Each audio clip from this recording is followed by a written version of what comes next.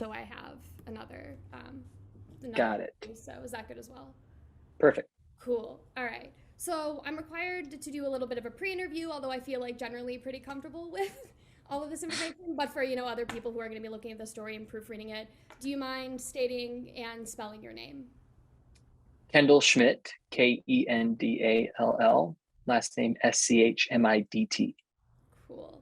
And then how would you like to be referred to in the article in terms of like your job title? Like, would you want me to mention you as a member of Big Time Rush, a member of Heffron Drive, or Oh, I mean, you could say. I mean, that's funny. That's actually something that I don't know if this will be a question, but it is. Like I said, it's weird because like I guess I'm just like a singer, a songwriter, and an artist who's in multiple bands. But yeah, yeah, you can say member of Big Time Rush, also in the band Heffron Drive, producer, writer, whatever is I'm comfortable with, as long as it's flattering. yeah, that then you don't have to worry about that. I That's the life's mission. And then do you mind me asking your pronouns? He, him. Cool. And then lastly, and I imagine this is going to get used, we have the Chronicle has two multimedia projects that we work on. One is called Chronicle Headlines, which is a radio show that we put together in collaboration with our school's radio network for all the radio majors, WCRX. And so the Mm-hmm. Chronicle Headlines, we sort of interview journalists and they probably pull recordings from different people that we interview and put that together. And then we also have Media Hub Minute, which is a sort of like quick like broadcast update of the stories the Chronicle has been publishing. And so would you be okay if if these recordings get used for either or of those projects? Oh, of course. Yeah. I mean, I guess I should have worn a nicer shirt, but of course. Yeah. Yeah. You're This also is me. Look, you know what? The fact of the matter is, this just I don't know, always been just a regular guy. So yeah. I'm happy with whatever. Yeah. Um thank you. I appreciate it because obviously I want to promote the absolute hell out of this. Like I'm I'm all about it. I'm so excited. Whatever you need to use, I'm happy with. nice. Okay. And then I'll be sure to like tag you on social media as like stuff comes out and if Oh, I'd love to share it. Yeah, I'd love to share it. cool. All right, getting into the questions. So this is something I brought up a little bit before I started recording, but sort of just like the passage of time that like it's been almost 12 years since the pilot episode of Big Time Rush aired. And like I was talking about how old I felt realizing that like, the band has been with me for like over half of my lifetime. And so I'm curious like if you had a specific moment like in your life that sort of caused you to have that reflection of like, 12 years has gone by since Big Time Rush. Um, well, I guess there was a couple different versions of that because I remember, and maybe it was just general fear or anxiety or something, but I did feel like I had some sort of intuition when Big Time Rush was an audition for something. I almost didn't do it because I didn't want to be in a boy band, and I was like, I didn't know anything about it, so all I knew was it was a boy band, and I was like, that's not really my thing. But anyway, after all of the process of finally getting to booking it, I remembered like the day before my final audition that I kind of had a feeling I was going to get it, and I remember being at my brother's house and I just cried. I was crying and he was like, "Why are you upset?" And I was like, "I guess I'm just scared, because I have a feeling this is going to be something, And honestly, at the time, it could have been nothing. Could have been, something. Could have been even bigger than it was. Um, but I just had this kind of fear that I knew that I was going to be something that was a part of me. As I didn't know if I was ready for it to be a part of me. Um, then time went by, and it's all been very fun and everything. And obviously, during the band was crazy, and then all the fact that people still really care about it after has been really awesome. And obviously, opportunities have continued to present themselves because of being in the band. And yeah, it's like it's I guess you get what you give in this case with Big Time Rush. It's like if I didn't care about it and stopped uh, looking at it as something that was part of my life and I just moved on, then I wouldn't necessarily be looking at it like, wow, all this time went by. But it means a lot to me, and it means a lot to everybody, honestly, in the band, and clearly means a lot to fans. And so yeah, I mean, when people say, you said you started watching it when you were 9 Yeah. and now you're gonna be 21. yeah, I mean, I'm about to be 31. Yeah, And happy almost birthday, a few days away. thank you. Thank you. Um, yeah, it's trippy. It's definitely trippy. I don't really know any other way to describe it, but it's really nice to be part of something and known for something, and that that I know that it has affected a lot of people in a positive way, because I've been told, and I have to believe you guys.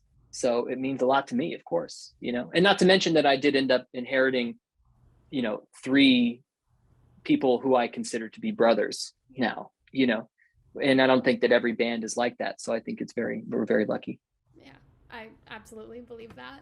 Um, so Big Time Rush is back. That's very exciting. I like the first thing I did is I went back like after the announcement happened and watched season 2, episode 1, because there is that like specific quote I think at the beginning of the episode. I don't know if you remember that, where like the one that says This Big Time first Rush is episode of the back. second season. Yeah, first episode of the second Oh, season. was it when we came back from, at the end of the first season, we went on like a tour, Yeah, and right in the beginning of the second season, we're coming back to the Palm Woods after yeah. the tour, and nobody cares, right? Dead silent. Yeah. And I Yeah. watch Okay. that and I feel I like do, it's almost the exact opposite. Like you're coming back and there's this like overwhelming response of like hundreds of thousands of people signing up to get tickets and tickets selling out like that. Like it's I think it's almost like an inverse reaction from like what that episode was. But I know like from what I heard from Carlos, and I don't know like how true this is, that like this reunion has been about maybe 2 years in the making. I don't know if you can like confirm exactly how long you've been like planning to announce. Well, yeah. I mean, I don't think it makes it's not some privileged information. I mean, we started working on it December. We started I mean, well, to be fair, I've been kind of talking to the guys individually for a long time. Yeah. I was going to say that you were saying that, yes, honey. Well, no, I was going to say that I, talking to the guys so many different times, and saying like, oh, I really think we should do it. And I honestly, at those times, it might not have been the right time. But I think everyone, once we all got on the same page, we were like, you know what, why not? Like, we all had a great time. It's going to be really fun. There were like definitely like we needed to meet some milestones amongst ourselves to be able to decide to do it again. Because that's what I was going to ask, if there was anything specifically that needed to fall into place for you to be able to announce the performances and the comeback, like having more agency, over your music, or certain things that you like wanted. Yes. I'm not sure how much detail I can go in about that, but I mean, put it this way, like we are in full control over the band. So take it however you want. Yeah. But that's, yeah. And obviously, we're sort of like, quiet partners with Nick and Sony, because they own the brand, but we're able to now do what we want with the band in partnership with them. But it's more just on us. It's on us completely. So yeah, if it goes anywhere, it's because of us, and if it doesn't, it's because of us. Yeah. So. And I imagine it will go places, and I think that was really thrilling for me. I remember like watching the Instagram live and like someone asking, I think like to answer your original question though, yeah, we had been talking about it since almost like it was the end of 2019, and then obviously 2020 was wild, and it just didn't seem like a good time, because obviously like that's why we put out the worldwide video, and we knew how dark of a time it was for people in general, and we figured if it could bring anybody joy, it'd be nice to do that video, and to do that stuff in general that we did with worldwide and whatever Christmas video. But yeah, I mean, I will say it's been very, very hard, because, and it's been hard, the whole pandemic's been hard for everybody, but trying to bring a band back together with a lot of moving parts is it's been challenging. It'd be challenging in a normal time. And it's extra challenging now. Yeah, absolutely. And I can imagine that. So July 19th is when you officially pushed the trigger, like on this announcement. And so I'm curious, like, give me a behind the scenes of what was going on that day and sort of what your feelings and reactions were to finally getting to put the announcement out there. Say that one more time. I lost you. You said, give me behind the scenes of what was going on, and then it Yeah. stopped. Oh, you're good. I apologize if that was on me. No, no, Um, no. yeah, so July 19th was the day that you pushed the trigger on the announcement for the reunion and like these two dates for Chicago and New York. So if you want to give me a behind the scenes for what was going on that day and sort of what your feelings and reactions were to finally letting, your fan base and just like putting it out there that you'd be touring again.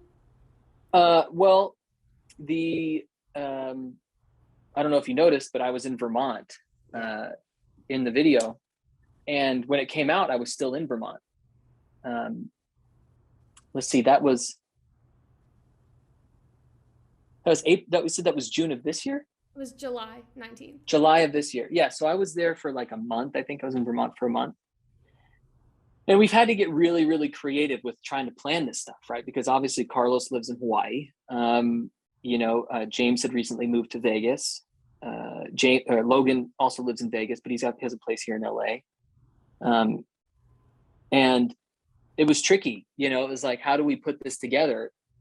And even though I think all of us would have been comfortable being together, I mean, obviously everyone's got fears about the pandemic and stuff, but I think we all would have been fine to come together and do this, but it just wasn't possible logistically. So it was like, well, let's make it work, And when the video came out, I must have been like golfing or something and it was a beautiful day, because the thing is I used to get really stressed about any announcement. And I was actually just talking about this with a buddy about, back with Heffron Drive, for example, all of the times that I would stress myself out trying to make a plan for a release of something. And now seeing how people just put out stuff without even thinking about it, and being like, man, that would have been a hell of a lot easier.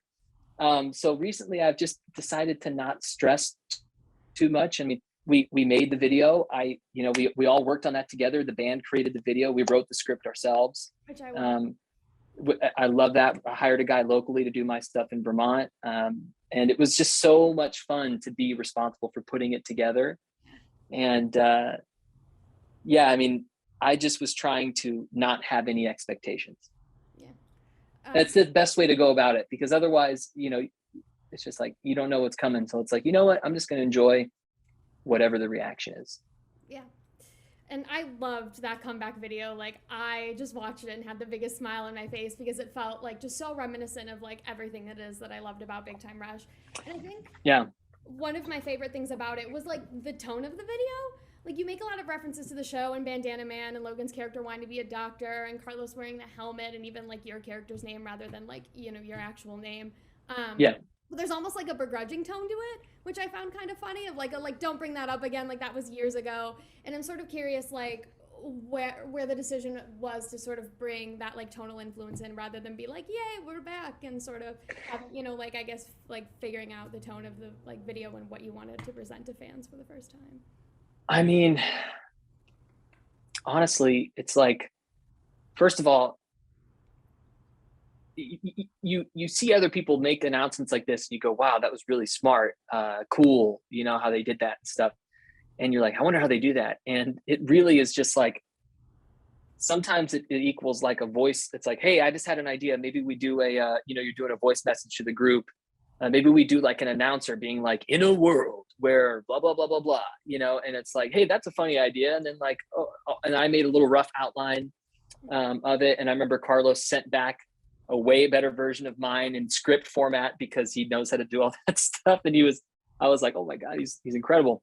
And it was like, you just have to make some sort of decision. But I think you're right to say that it was interesting, the tone wise, because we haven't, I mean, not that it couldn't be possible in the future, but we weren't really talking about doing a show again. We were talking about doing music. And so we wanted to sort of make it clear that the band aspect of Big Time Rush was coming back. At least that's what we were focusing on right then. And we didn't want anyone to get confused about that. So it seemed like a funny way to do it, And actually the voiceover actor was a friend of a friend. And Tara Strong, who played the teacher on the show, is obviously like the most accomplished voiceover actor ever. Just did Marvel. Yeah, Marvel. She's what's her name? Harley Quinn. Yeah. She's Bubbles. She's Timmy Turner. Yeah. Anyway, I hit her up and I sent her a voice message and I said, "Hey, here's the deal. We're looking for. I just need a favor because I don't really know any of these guys. Like, I'm looking for a guy who can be like in a world where blah blah blah." And she forwarded me this dude, and I feel really bad right now. I wish I wasn't blanking on. I know it's David, which you can look it up. I think we tagged it in the video. But anyway, it all just really came together, and it's just so nice to see that happen. Especially when we hadn't done anything in a while, so it was nice. Yeah. So I guess shifting away a little bit from the talk of the reunion and just maybe more so about you, because it's almost, I like to consider this almost like a new era of Big Time Rush, because obviously, like, again, having more creative control, and I feel like your sound is maybe changing a little bit too. Do you think there's anything, because I know like the first wave of Big Time Rush was like so crazy because you're doing like tours back to back and filming the show and recording music, and there's just a lot of stuff happening, and now you're kind of going into it where you have a little bit more creative control and I think a lot more ease over like what your schedule looks like. And so do you think Yeah, I mean, it's actually it's a, not to interrupt, I'm sorry, but I mean, it's a lot of it more creative control. In fact, like I said, it's 100% more creative control, which makes it more challenging. Because there was some, it was, I guess, kind of nice you would work on a bunch of stuff. And then even though I might have an opinion of what I think the single should be, I mean, ultimately it was the label's decision back in the day.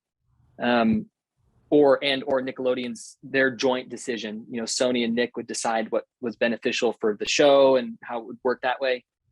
And there were even debates about what clothing we would wear back in the day and what was the right clothing and what was the wrong clothing, and that's not happening anymore. Now it's whatever we want to do. But like I said, that brings a lot more challenges because now we have to make all the decisions that were like little things, like who's going to mix the song, who's going to master the song, are these lyrics right, are they wrong, is this song encompass what new Big Time Rush sounds like. It's like it's very interesting, but it is a new era for sure. And I think we're really excited to show, I think we've all just gotten better. Yeah. To be honest, I think our singing has gotten better. I think we've mellowed out a lot over the years. Yeah. I think everyone's looking at playing shows again, not like, we used to, we're trying to be. Now I'm like, I need to make sure I need to get rest. Like that's how I'm thinking. A lot has changed. I mean, a lot. Yeah, I'm just like I'm like a grown man now that I'm just thinking about different stuff. Different priorities. Yeah, and so I guess you've probably learned a lot from that first wave that you're now probably bringing with you. And so, do you think there's anything that you've sort of learned? Like, I know you mentioned just like having less anxiety over like releases and the small things. If there's sort of anything like along those lines that you feel like you learned from the first era of Big Time Rush that you're now bringing with you into this new era. Yeah, I mean, there are people who I think I learned like who to rely on. I think you learn a lot being in that kind of situation because, there's a lot of moving part, like being the original, being in the band 10 years ago, there was a lot of moving parts. Oh my God. It was like so many different, there was a product manager, all these different like crazy things. And now everything has changed. The whole idea of releasing music has changed. It's going to be interesting to see like how everything goes. But I learned to keep the people that are reliable close, because other people come and they go, but some people stick with you and they actually see the vision. I mean, think about it. We're making new Big Time Rush songs. It's hard to come up. What does that sound like? Right. How is that going to go? And so you have to be able to find someone that you trust to also help you figure out the vision. And people who actually can have a vision, because some people might go, Big Time Rush, I don't care about that. In fact, there are people who have that idea, and so it's interesting. So keep the ones who are there for you close, for sure. That's what I learned most. And also, like I said earlier, don't really have a lot of expectations, just and try to enjoy yourself. Seems like the key. So talking about new music, and just, like Big Time Rush music in general, are there any songs from Big Time Rush's discography that you're particularly excited to revisit, or do you think you're more excited for fans to get to hear new music? Well, I mean, like revisit them for release potentially, that kind of thing. Or even just like performing them, because I know, like, obviously. Oh, well, performing them, yeah. I mean, I think we're all very excited to get in and kind of mess with them a little bit. I mean, obviously, we don't want to step on any iconic parts that people really want to hear. It'd be like going to a concert and not seeing your favorite show, but not seeing your favorite song, which I have gone to. One time I went to MGMT played Coachella, and I remember they didn't play Kids, Yeah.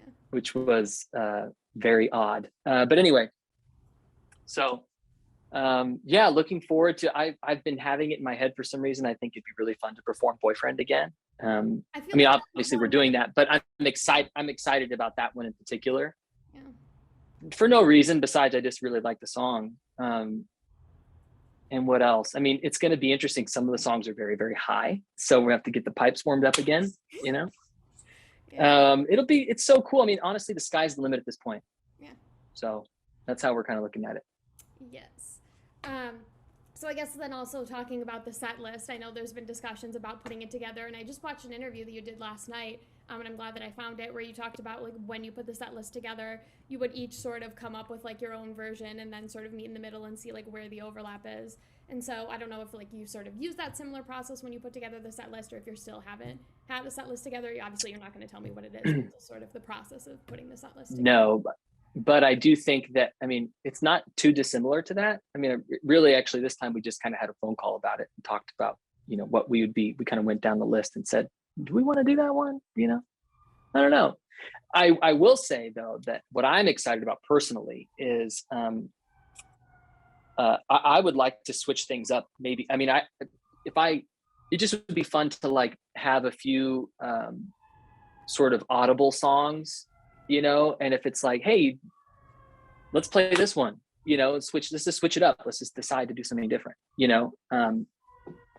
but yeah, I mean, there's songs based upon favorites. There's songs based upon whether it's fun or not to perform. There's songs based upon if people like those songs. So yeah, it's been really interesting. And I think like the set list you choose, determines the whole vibe of the show, and it's like the first time that people. Yeah, and how you arrange it for sure. Yeah, determines that. So there's a lot that goes into that. I mean, it's funny. I'd be acting like I don't have a lot to share, but we are going to be getting started, or we're starting the process of putting the show together. So yeah, because I'm still figuring it out now. Yeah. Yeah, 7 weeks away. I've been counting it down every day, just like patiently getting closer and closer, because it's right at the end of my semester. Me too. When, Me too. So we're at the halfway point, at least for me, like in terms of the semester. I've been counting down for like 14 weeks, and so like stupid things I've been doing, I've been rewatching an episode of Big Time Rush every day until like the Chicago date, and then like filming like lip syncs and stuff to each of the songs, just like something fun to like get myself excited. So yeah. I can't wait to. There's a lot of anticipation. Yeah.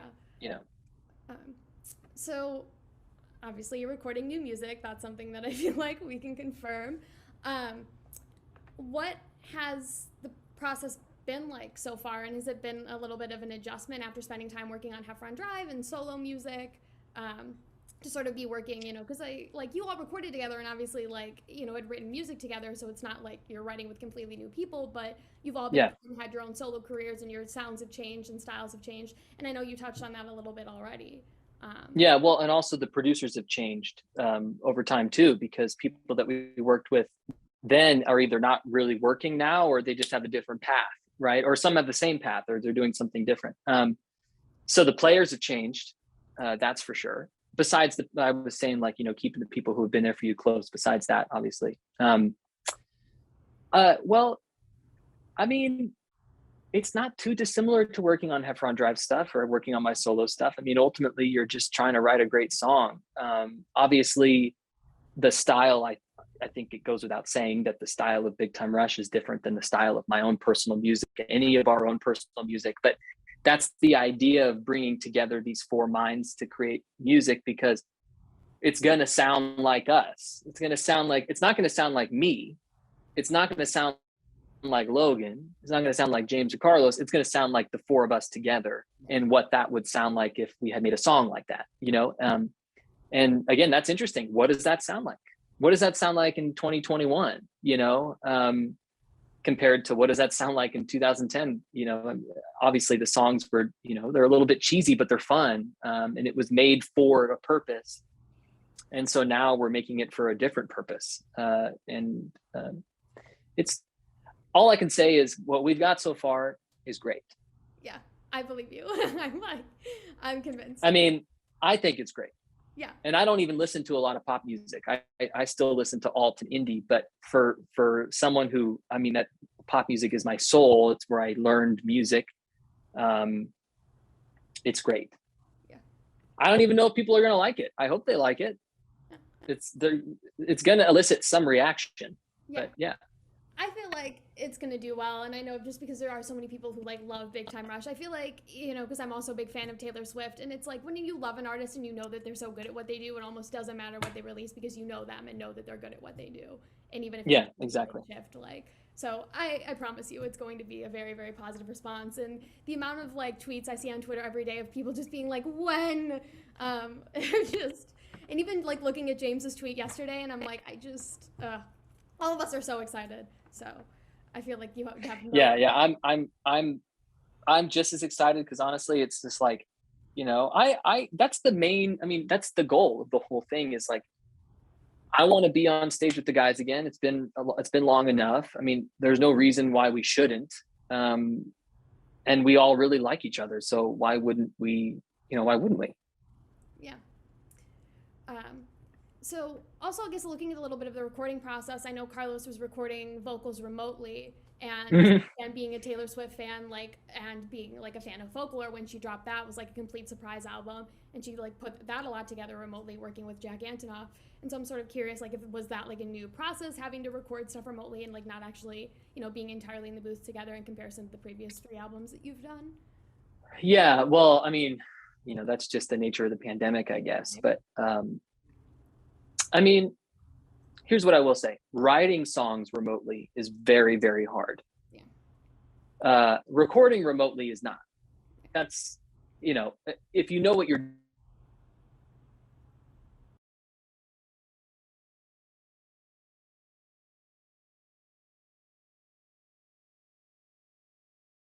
So I'll just start again with where I left off. I guess just the process of recording remotely, and sort of what that has looked like, and if that's sort of been new for you.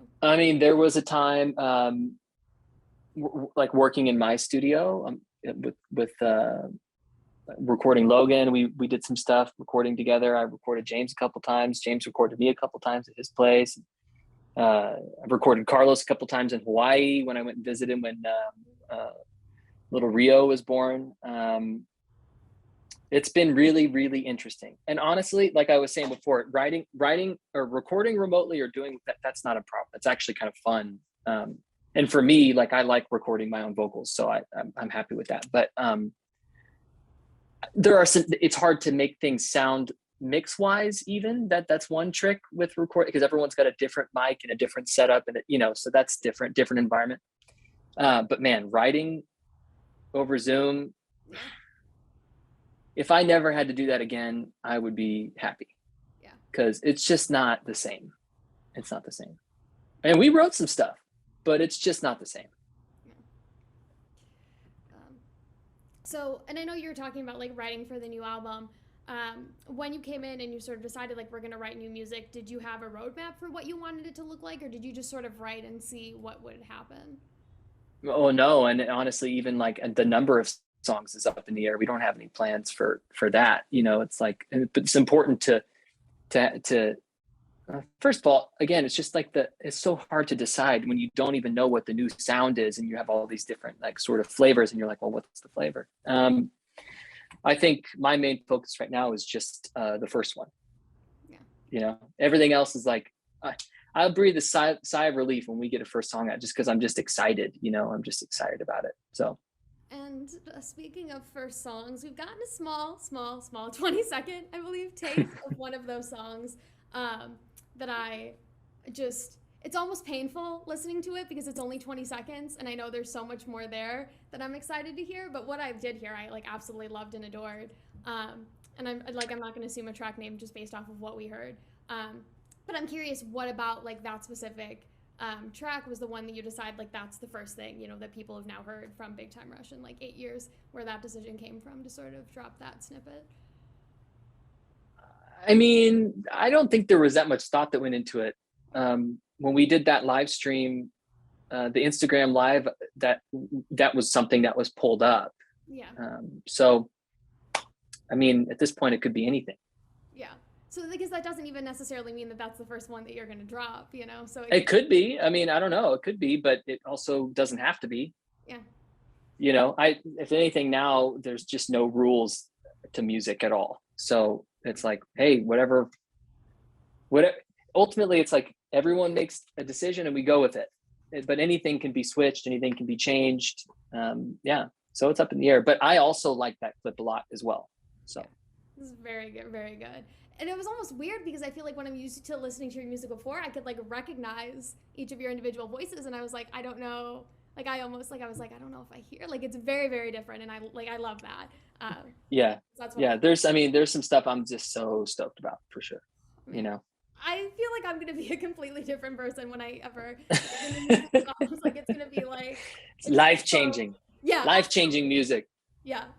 And I think it is and there's so many other people that feel that way as well. Like, I hope so. I mean, writing anything is difficult. So, especially under the circumstances and everything that's been the world being so tricky, it's been very, very hard. The last couple of years for everyone have been very hard. So being able to write some beautiful stuff and like be stoked about it is like that.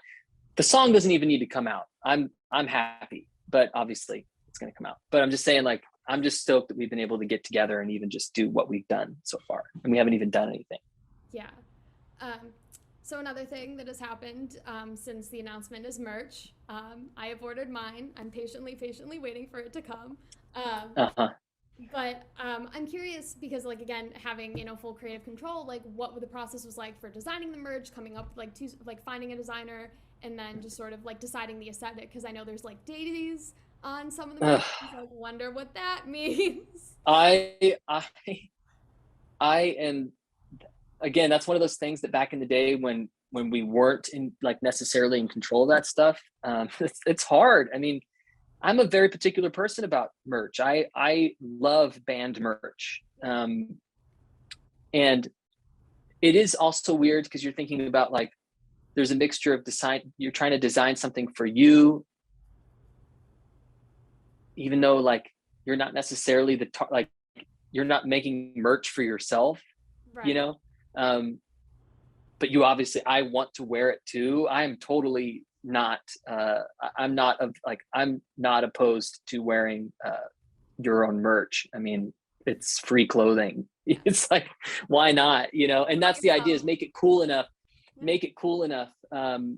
so that you want to wear it. I mean, that's like my main criteria. That's really what it falls down to. Yeah. There are some things that might be targeted, like maybe if we ever did a big time onesie for babies, then I'm obviously not going to wear that. But everything else. Talk about the Time Rush boxer line, which never happened. That cameo interview that you all did back in 2013. Well, hey, you never know. Yeah, I mean, that's like designing it. It's hard because, again, now that we're making these decisions, it's a lot of decisions, and it's like you'll get 15 different recommendations of people to work on it, and then you'll get 150 different versions of design, and then normally we didn't see that process at all. And obviously we have a lot of experience with it now, at least I do. And I know the other guys do, anyone who's done any touring on their own, like me with Heffron Drive and Logan himself and James himself, and designing merch. I think that's the real thing that it might be important to take away from this, is that all of the stuff that we're doing now are skills that were developed in between Big Time Rush ending and Big Time Rush beginning again. Yeah. I don't even know that there's that many skills being brought from being in the band. You know, like, of course, well, yeah, I mean, camaraderie, dancing together on stage, all that kind of stuff. But like everything that we're doing is coming directly off of experience that we had after. Yeah. Which I think is kind of cool. Yeah. That like being Tonal part has taught you a lot and has given you like that preparation to now be able to come back and take those. Yeah. Well, I mean, with Heffron Drive, there were a lot of great things, and there was a lot of, you know, with any project you fail sometimes, you know, sometimes you don't have, again, that's what I'm talking about, expectations. You don't maybe meet your expectations, but I mean, I learned more in Heffron Drive, even though, you know, since when we were putting out, you know, Happy Mistakes and all that stuff. Oh God, I learned so much. And I still, you know, I still want to do more stuff with Heffron Drive. I still want to do more stuff with myself. I still want to do more stuff with Big Time Rush. I'm just sort of like, if it's fun, I'm in. Yeah. You know? And I feel like there was a lot of successes with Heffron Drive. Like you had Macy's iHeartRadio Rising Star, which I voted the hell out of for that, and that was very, very fun. So I was happy to see you both win. And Yeah. I listen to still Heffron Drive all the time. And I was just listening. Thank you. Heights. It reminds me, and I saw like your Instagram story, and I was like, I was listening to that. Yeah, I love that song. That's one of there was two really heavy Dustin productions on that EP, and that was Heights. And I think it would, and Fingers Crossed. I think it was Fingers Crossed. Anyway, Heights reminds me of like Postal Service. And I'm a huge Postal Service fan. So that'll always forever be one of my favorites. It's a weird song. Yeah. But it's really cool, you know? And I think you and Dustin work really great together, like the sound and everything. Yeah, I think we very much have a same mind with that kind of thing. We grew up listening to very similar music, although we're not exactly the same in our music, like our like teenage music taste is very close, but it's not exactly the same. Like, for example, one that would be different is he loves Vertical Horizon, and I never really got into Vertical Horizon. So, you know, but we loved Third Eye Blind, Taking Back Sunday, all the, you know, anything Scene. I think I was more Scene than he was, actually. Incubus, I know, is one you've brought up before. Incubus, yeah. Incubus is like Brandon Boyd's like my spirit animal. Yeah. So I guess one of the things that I was excited about is like the Chicago date's the first time that like you as a band are going to be back together on stage since 2014. How are you? I know like you mentioned sort of like how are you feeling being back on stage, and do you think it's going to be an adjustment like in comparison to, you know, just being on stage alone or being on stage with Dustin for Heffron Drive, because now it's like 3 other people and obviously a lot has changed since the last time you've been on stage together. I mean, I'm kind of hoping that it falls into place. And we did a lot of shows, you know, and we also very quickly figured out back then when we could rely on each other in certain ways. Like, you know, whether it's like, oh, so-and-so's tired, let me kind of I can see that they're out of breath, let me jump in, you know, or whatever. And also like understanding working the stage and figuring out who does what, and how people like to move. I think that stuff will all fall back into place. And I never stopped dancing. I've been to quite a few weddings, and I continue to dance at the weddings that I go to. And I think I look good. Yeah. So I'm excited to see, like, I know you hired a new choreographer, which is exciting. And I'm sort of curious because I know like some of the old Big Time Rush choreography, like Love Me, and No Idea, like the staging for those songs, like, and choreography for them is immaculate. Like I genuinely like love it so much. And so I'm curious, like, in hiring a new choreographer, like finding that balance between like how much you want to be reminiscent of the old era and how much you want it to feel like, you know, this is something new, in choreography being a part of that. If you've had any, you know.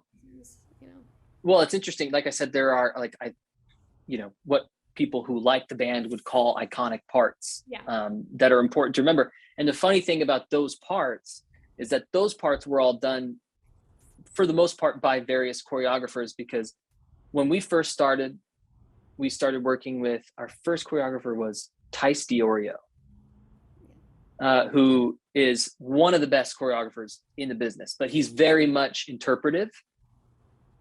And I think Big Time Rush was like kind of an interesting one, but he obviously started his career doing background dancing for Janet Jackson and, you know, people like that. But he's very much interpretive dance. And then we worked with quite a few others, but it's if I remember correctly, I think maybe the Big Time Rush choreography for the actual song was his. And then Boyfriend was Chuck Maldonado. And most of the other songs after that were Kevin Maher. So there's these little things that we picked up that became sort of like funny, iconic dance moves that now we're going to make sure that obviously we have to incorporate, and then we need to advance. We have to advance, you know. We want to be more exciting than just, it's good to see Big Time Rush again. Yeah, which I think is wild because like your concerts, and I've been to a handful, you know, since 2013, but like even looking at all the concerts I've went to, like, and I'd say this like full honesty, like the Big Time Rush concerts I've been to are some of my favorite concerts I've been to, like, period. That's great. Thank you. I think they're genuinely so fun. Like, I mean, the set design, like you had the trampolines and the confetti and everything. And I mean, like, I'm just sort of like, I know there were jokes, like I remember making Instagram comments about like the trampoline in your knees, which I was like, I don't know why I don't know why those guys think that I have bad knees. I have great knees. I don't know what they're talking about. Yeah, I just think the trampoline is an insurance liability. Honestly, yeah. It might not be safe. It wasn't safe then, you know? I mean, think about it. A whole Big Time Rush episode about the trampoline not being safe. So like, yeah, think about this. Like Pink, for example, does all this crazy acrobatic stuff. Yeah. But for everything that she does acrobatic wise, she's strapped in or has like a safety team. We didn't have a safety team. We just had to be good at trampolining, and thank God we all grew up with a trampoline. As kids, like I had a trampoline as a kid. I think we all did, and we all got, we all know how to do it. Yeah, I don't know, but my knees are just fine. I don't know what they're talking about. My knees are fine. My back is fine. I just ran 4 miles and played tennis for an hour. So I don't think there's any, I just think the trampoline might be too much of a liability these days. Yeah. I know you guys took some spills on it too. I remember James. James had like stitches at one point. Yeah, he tore his leg up, and I actually did hurt my knees doing that, obviously, and we started incorporating like landing pads that were little cushions so that it wasn't so bad. Yeah. Under our clothes, I mean, we had knee braces on sometimes under our outfits. Yeah. That's amazing. Yeah. So I'm not going to sign up to like abuse my knees like that again. We need more of you, and like. Yeah, I think there's other ways to achieve a cool show besides a trampoline. Although I will say the trampoline was cool, but honestly, like, it could have been bad. Yeah. Had anyone just had a slip or a fall or whatever, it could have been bad. So it's probably better not to do that. Yeah. And so just to sort of get an idea, because this is probably like thinking about how I'm going to wrap up this piece, do you have an idea for what the current timeline looks like for these dates? Like when you start rehearsal and sort of really starting to see the pieces come together? Because we are 7 weeks away. So. Yeah, I mean, typical, I guess, of Big Time Rush is everything happens in a rush, in a big time. In a rush. Yeah. I know that I'm going to try to have an early Thanksgiving. Most of my family lives in Maryland now, so I'm going to have an early Thanksgiving with them. We're obviously not rehearsing on Thanksgiving, but there's a lot coming up. There's a lot of busy days coming up. Yeah. It's been very relaxed so far. Yeah. I feel quiet. Besides the music, like working very, very hard on the music, but that's a different thing. Yeah. It's been very relaxed so far, and I'm curious to see what the next month is going to be like. It's going to be very interesting. Oh, looking forward to it. Yeah. And we're doing these shows in December. People know we're doing these shows. So I would imagine we'll be sharing stuff, while we're rehearsing. Yeah. And stuff like that. It's not, I was even thinking about that. I was like, man, I want to be able to post about the fact that we're rehearsing. Like, I wonder if but no, people know that we're rehearsing. We have these shows to do. So, that's not a secret. You have to rehearse for shows. Yeah. So I'm excited to just kind of share, Yeah.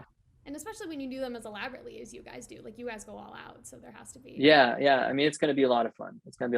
And we have some like, familiar crew that I'm excited about. Obviously, you end up building family, like with the people that you go on the road with, like all the people behind the scenes. And so I've been like trying my best to like get the old band back together, like like get all the old people back together.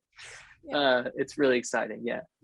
And I guess this is just a like question that came to the top of my mind. I wasn't planning about asking, but like obviously, there is a big extended Big Time Rush family, which includes like Steven Kramer, Glickman, which I was like, that definitely threw me for a loop. Like when I saw you all had the coordinated social media like profiles, like that big red circle, and then Steven added his, and I was like, if it was just the four of them, then but like so that threw me. So I imagine like you had obviously been having conversations with him as well about like we're coming back, like how much. I didn't tell him we were doing that.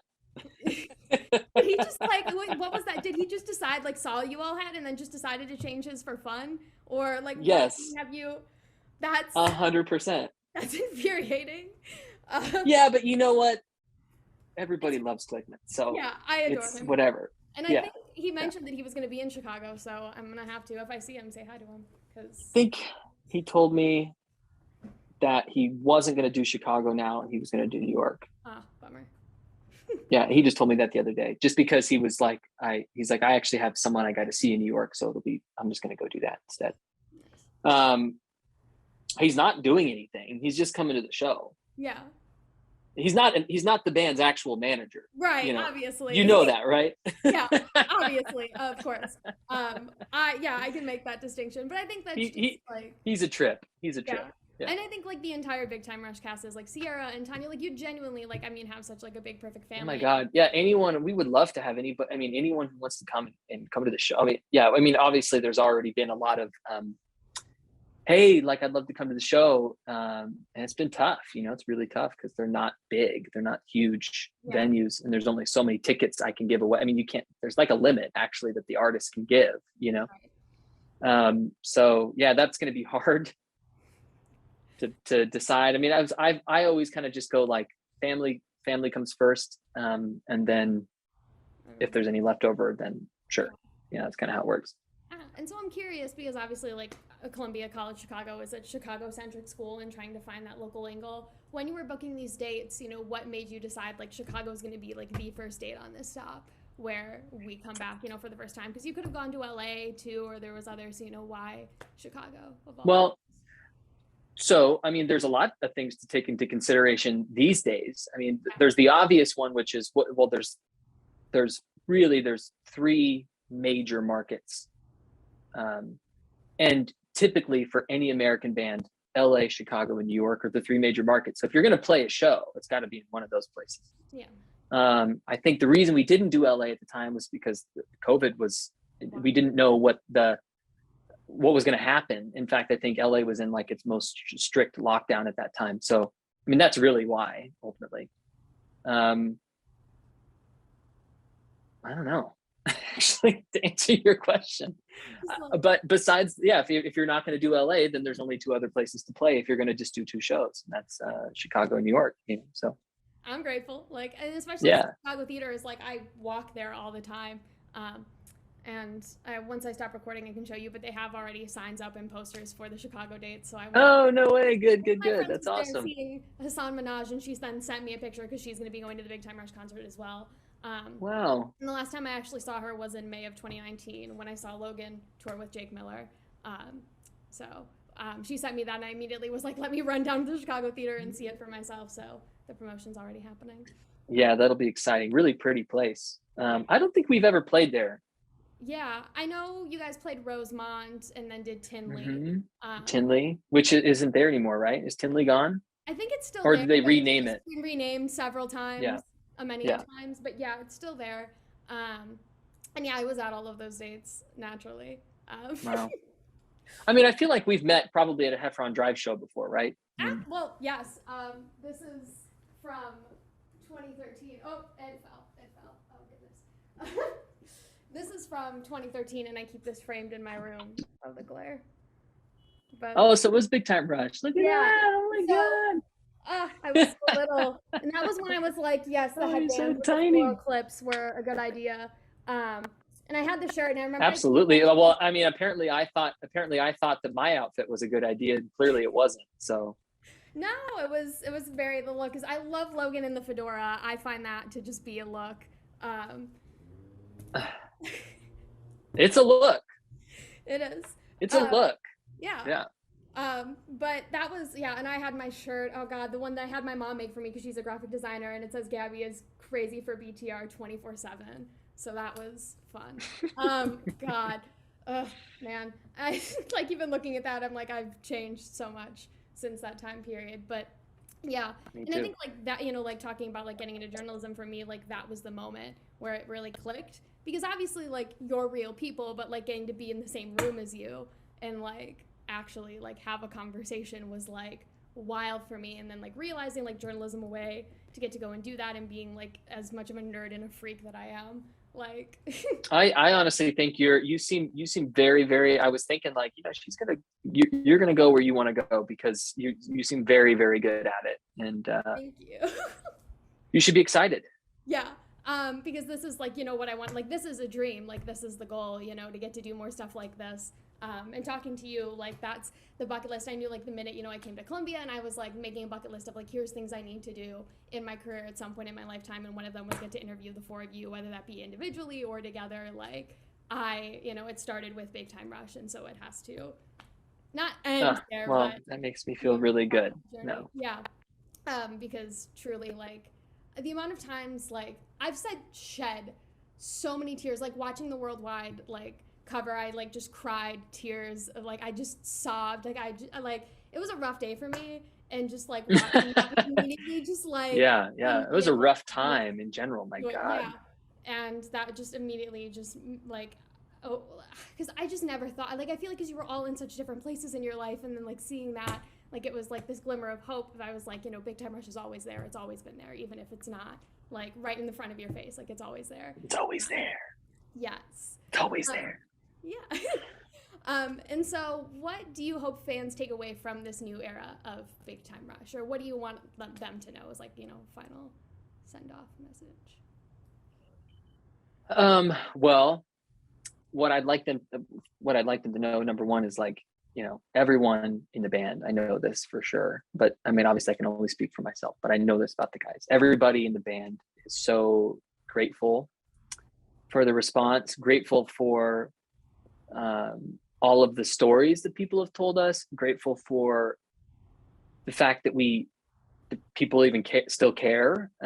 Very grateful for that. And I just hope that they see how excited we are. I hope that they get the idea of how exciting it is for us also to be able to have, control over this thing and be able to do it. And and what they're going to take from it is like, what you're going to see is that's Big Time Rush. I mean, everything before was as well, but this is a different thing. This is a whole different story, a whole different experience for us. And I think that that's going to translate. And I just hope people are excited. That's the main thing. Yeah. And that all the, the stories that I'm mentioning, people meeting friends and all that kind of stuff. I hope that continues, And then I guess, because this is a question I have, I don't think I'm going to use this for the article, but I'm just curious. I know, like, you have some, like, Big Time Rush had some sort of, like, pre-show rituals, like the Mighty Ducks Quack and, like, Get Out of Your Mind by Little John. I forgot about that. Wow. Yeah. Yeah. Are you, like, do you want to, like, bring that back, like, before you do those shows? Do you feel we have to? I don't know if it's the Mighty Ducks Quack or not, but what I do know is that we have to, even in Heffron Drive, we played a lot of shows, Dustin and I, and we never played a show without giving each other a hug and being like, hey man, happy to be here with you, that kind of thing. Mm-hmm. Never. And we never did that in Big Time Rush too. So we never played a show without doing that in one way or another. And I don't think that's going to change. I mean, if you really think about it, it's a really crazy thing to do for a living. But when I mean crazy, I mean like crazy lucky, crazy wild, crazy fun, crazy hard. So yeah, I mean, you just gotta be grateful and constantly stay humbled. And it's, I don't think there will ever come a time when it's not exciting. I'd be very surprised. Yeah. And then is just there like anything else you want to add that you feel like you haven't covered, or just? No, if anything, I have a problem with oversharing. So I think I've probably said enough. Yeah, because I haven't seen you do, well, I don't know, at least because I've been digging and I was like, I haven't seen you guys do like any press at all. I've been like digging for like stuff that you've like currently done or any reviews, and I haven't seen anything. And so I'm like, am I the first person that's gonna have? No, and I mentioned this to management. I don't think I said anything that shouldn't be said. Yeah. But if I did, who cares? I'll take the honestly. exclusives all day, every Yeah. day. Yeah. But just don't put anything on there that'll get me in trouble. Yeah, I will absolutely try not to. So yeah, and I think I have like lots of pretty good quotes that I'm gonna use. So I have an idea of where I think a story's gonna go. Yeah, it's funny. I realized that like, well, I just like talking. Yeah. I overshare with the person at the grocery store, so it's like a thing. Yeah. And my mom is like that too, and we'll just talk to like random people, and I definitely have a lot more social anxiety, and so like I am not like that. Like I actually have to explain to the waiter or waitress why I'm getting what I get. Yeah. You know what I mean? I'm like, I'll have I'll have that, and I'm like, it's been eating unhealthy lately, so I feel like I got to get that. Got to keep the weight down a little bit, and they're like, I didn't care at all what you ordered anyway, Yeah. I feel like my thing is like, I won't necessarily over explain to anyone when I'm having a normal conversation, but like if I hear like a Big Time Rush, I'm like, well, let me tell you my whole life story. And then that's where people will be like, calm down. Like you can like the things you like, but yeah, because I'm a total nerd and super passionate just about the stuff that I love, which is why I'm going into journalism, because ultimately like I love storytelling and I want to get into the more nitty gritty and like why those stories matter, why people care about it, like, why, because a lot of people. Well, we'll have to do a follow up after some stuff happens. Yes, please. And then we'll chat about it again. Now, how do you feel? I'll look like a haggard old man after that. I feel like you guys just get younger. You've aged like fine wine. You all look great. Like thank you. I feel that way too. Looking back, at even just the pilot episode, versus where you are now. Oh my God. Yeah. Looking at that, we were such kids. Even though we always used to say, crazy that they hired adults to be on the show. Yeah. We weren't really, we were adult legally, but we weren't really adults. We were still kids. Yeah. I think a lot has changed. It's like deep inside of me, like some pain knowing you were like in your 20s, and I was like, I am as old as they were now when they were filming that pilot. Yeah, let's see. So you're 20. Yeah, it's gonna be 21 in a month. We started working in August of 2009. Well, the boys had been a part of it for a lot longer than I had, because that the story of was another guy, but August of 2009. I remember I turned 19 while we were filming like the 6th episode. Yeah. So I'm older. And then at that time, the 1st episode was coming out. Yeah. So yeah, we're about the same age, but you seem much, much more mature than I was. I don't believe that at all. No, I'm certain of it. A certain level of maturity, I feel like, to be able to have your face everywhere and be able to handle that as amazingly as all of you did. It just seems like really, really lucky, that's all to me. It always just seems like really, really lucky and really, really blessed. And so it's, you can't, I'm just as surprised. Yeah. Genuinely. And I'm feeling that way now because there's, I just took a shot in the dark. Okay.